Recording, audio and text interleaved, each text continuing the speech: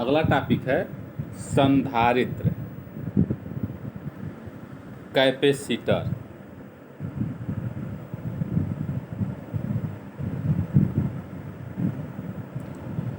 संधारित्र किसी भी आकार के एक जैसे दो चालकों का युग्म होता है जिन पर बराबर व विपरीत आवेश होते हैं।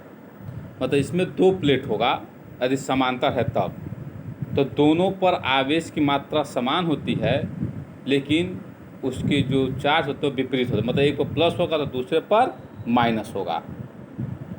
यह चित्र में देख लो, दो प्लेट बना हुआ है, एक पर प्लस आवेश है और एक पर माइनस आवेश है, और दोनों के बीच की दूरी जो होती है स्मॉल डी होती है। संधारित्र की धारिता, पहला नंबर, प्लेटों के अतिव्याप्त क्षेत्रफल A के अनुक्रमानुपाती होता है। सेकेंड नंबर, प्लेटों के बीच की दूरी स्मॉल डी के व्युत्क्रमानुपाती होती है। थर्ड नंबर, प्लेटों के बीच माध्यम के परावैद्युतांक कैपिटल के अनुक्रमानुपाती होती है। मतलब प्लेटों के बीच कोई परावैद्युत पदार्थ भर देंगे तो उसके क्या होगी, अनुक्रमानुपाती होगी। अतः संधारित्र की धारिता C प्रोपोर्शनल टू होता है KA/D। संधारित्र में परावैद्युत का कार्य,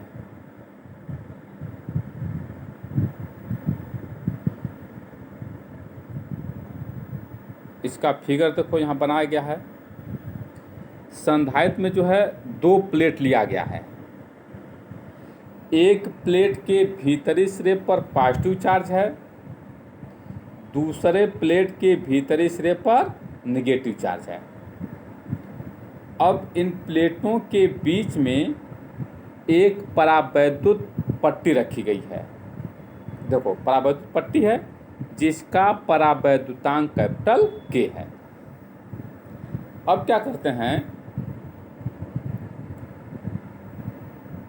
कोई भी जो पदार्थ होता है वह अनेक परमाणुओं से मिलकर बना होता है।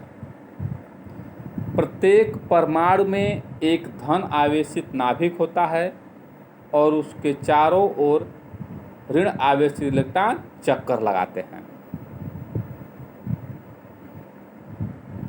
अब जो धन आवेशित नाभिक होता है वह परावैद्युत पट्टी जो है संधारित्र की प्लेट के निगेटिव सिरे को आकर्षित होगा, क्योंकि प्लस और माइनस के बीच आकर्षण बल लगेगा, और जो ऋण आवेशित इलेक्ट्रॉन होते हैं वह संधारित्र की प्लेट के पॉजिटिव सिरे की ओर आकर्षित होंगे। तो चित्र में देखो, जो परावैद्युत पट्टी का धन आवेश है वह ऋण सिरे की ओर जा रहा है, और जो ऋण आवेश है वह धन सिरे की ओर आ रहा है।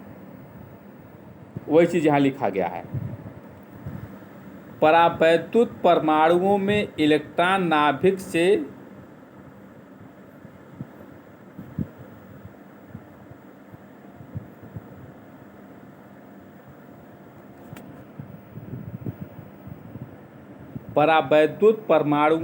इलेक्ट्रॉन नाभिक से दृढ़तापूर्वक बंधे रहते हैं। जब परावैद्युत पट्टी आवेशित संधारित्र की प्लेटों के बीच रखी जाती है तो परावैद्युत के अणु विद्युत ध्रुवित हो जाते हैं। फलस्वरूप धन प्लेट के नाभिक वाली परावैद्युत सतह पर ऋण आवेश एवं ऋण प्लेट के समीप वाली परावैद्युत प्लेट सतह पर धन आवेशित प्रेरित हो जाता है।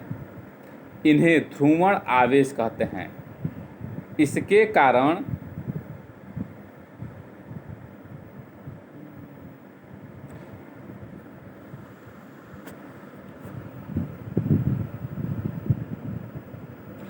कारण बाह्य वैद्युत क्षेत्र कैपिटल E विपरीत दिशा में परावैद्युत पट्टी में विद्युत क्षेत्र ई डैश उत्पन्न हो जाता है और प्लेटों के बीच प्रभावी वैद्युत क्षेत्र ई माइनस ई डैश घट जाने से प्लेटों के बीच विभवांतर V, क्योंकि V इक्वल टू या पांडी होता है, तो जब E का मान घट जाएगा तो V का मान घट जाता है। फलस्वरूप संधारित्र की धारिता C equal to Q upon V बढ़ जाती है। इस प्रकार स्पष्ट है कि संधारित्र की प्लेटों के बीच परावैद्युत पट्टी संधारित्र की धारिता बढ़ाने अर्थात आवेश संग्रहण में सहायक है। अब है परावैद्युत सामर्थ्य एवं भंजक विभवांतर।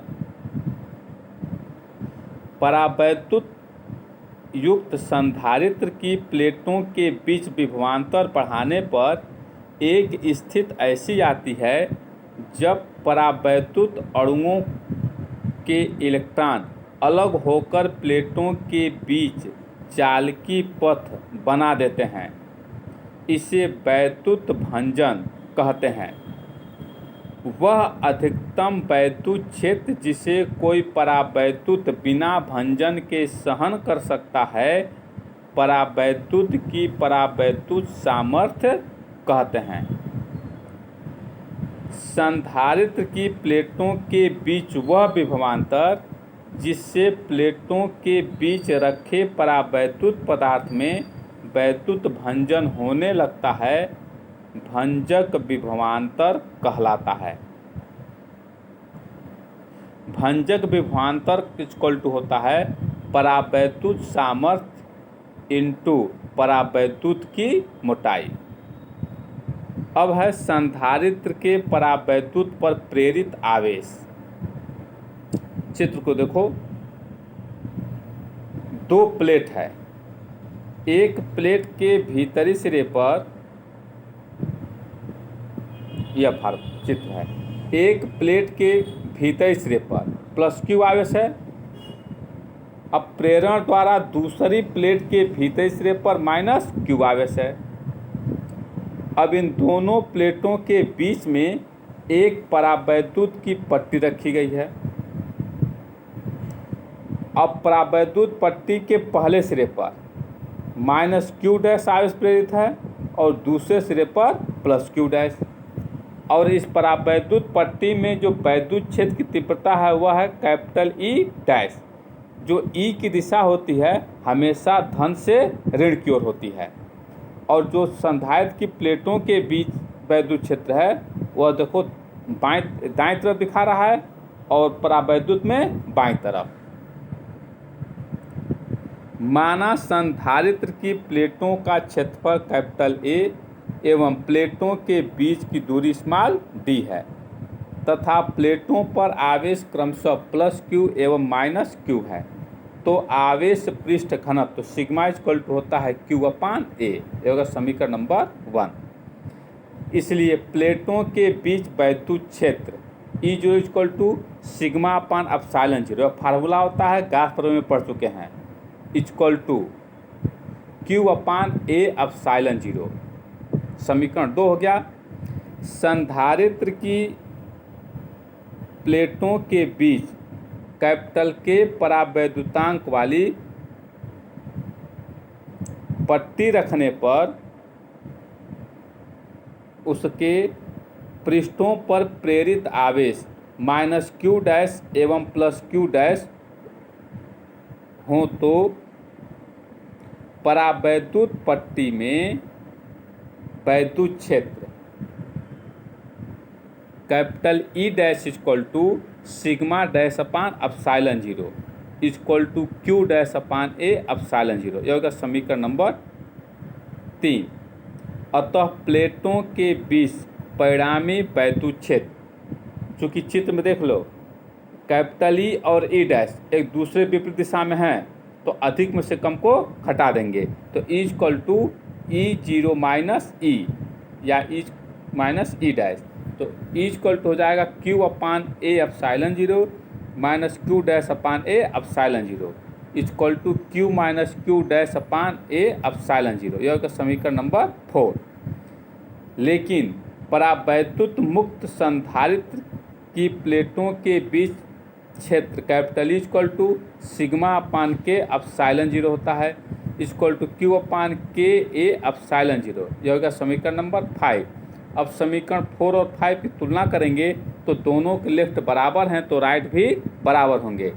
तो Q minus Q dash upon A epsilon 0 equal to Q upon K A epsilon 0, या Q minus Q dash equal to Q upon K, या Q dash equal to Q 1 minus 1 upon K. अब समांतर plate संधारित्र की धारिता। तो चित्र में जो है दो प्लेट है, एक पर प्लस क्यू आवेश है और दूसरे पर माइनस क्यू आवेश है। दूसरी प्लेट को पृथ्वी से जोड़ दिया गया, मतलब अर्थिंग कर दिया गया है। दोनों प्लेट के बीच की दूरी स्मॉल डी है।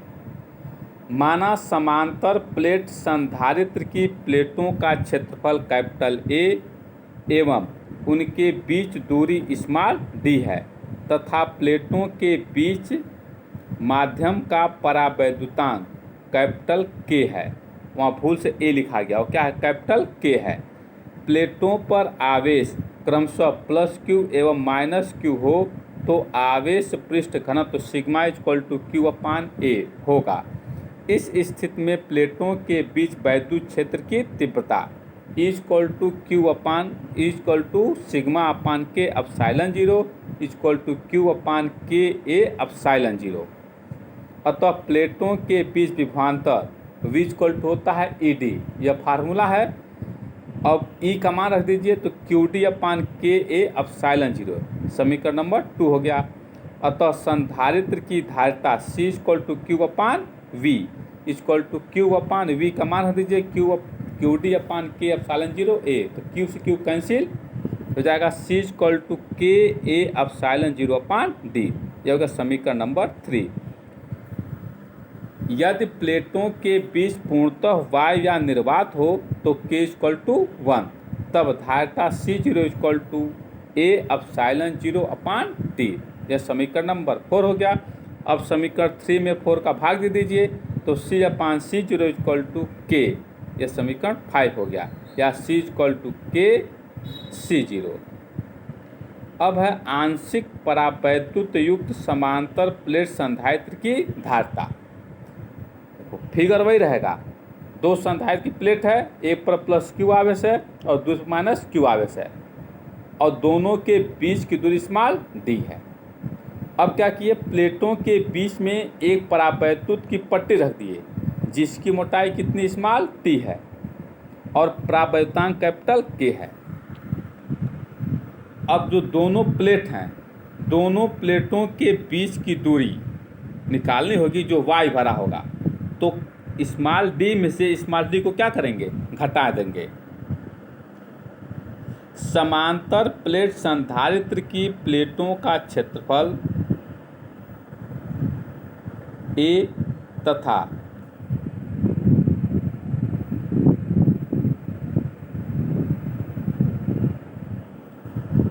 प्लेटों के बीच दूरी स्मॉल डी है। इसके बीच स्मॉल टी मोटाई की के परावैद्युतांक वाली परावैद्युत पट्टी रखी है तथा शेष डी माइनस टी भाग में वाई है।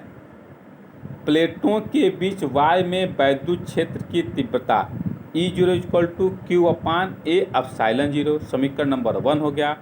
परावैद्युत पट्टी में वैद्युत क्षेत्र की तीव्रता E equal to Q upon K A epsilon 0, समीकरण 2 हो गया।